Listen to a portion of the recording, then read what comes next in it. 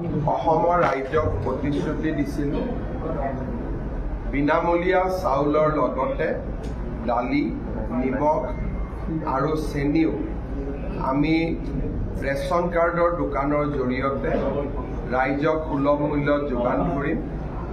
আজি আমি সেই যিটো আমাৰ আঁচনি আমি বাজেটত ঘোষণা কৰিছিলোঁ সেই সুন্দৰ আঁচনিটো আজিৰ পৰা আমি আৰম্ভ কৰিবলৈ সক্ষম হৈছোঁ।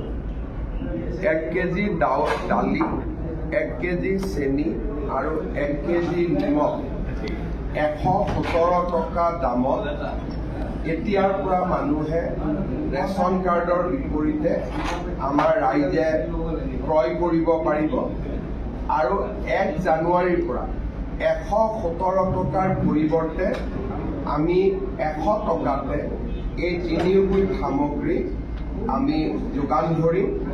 সামগ্ৰী তিনিওবিধ একেলগেও কিনিব পাৰে বা পৃথকে পৃথকেও কিনিব পাৰে। অসমৰ 70 লাখ পৰিয়াল এই আঁচনিটোৰ পৰা উপকৃত হ'ব আৰু ইয়াত কোনো সিলেকশ্যন ক্ৰাইটেৰিয়া নাই। যাৰে ৰেচন কাৰ্ড আছে তেওঁলোকে এই আঁচনিটোৰ সুফল লাভ কৰিব পাৰিব। আজি আমাৰ অসমত প্ৰায় 34,000 ৰেচন কাৰ্ডৰ দোকান আছে, সুলভ মূল্যৰ দোকান আছে। প্ৰতিখন দোকানতে আজি একোটা অনুষ্ঠানৰ আয়োজন কৰা হৈছিলে।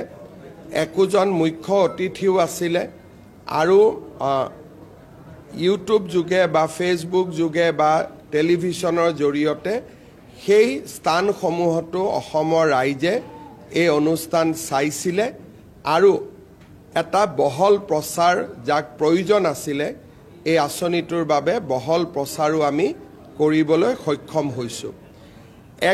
এই মাহত আমি 10ৰ পৰা 20 তাৰিখলৈকে সামগ্ৰীখিনি দিম, কিন্তু অহা মাহৰ পৰা 1 আৰু 10 তাৰিখৰ ভিতৰতে চাউল দালি চেনি নিমখ এই গোটেইখিনি আমি ৰাইজক উপলব্ধ কৰোঁ।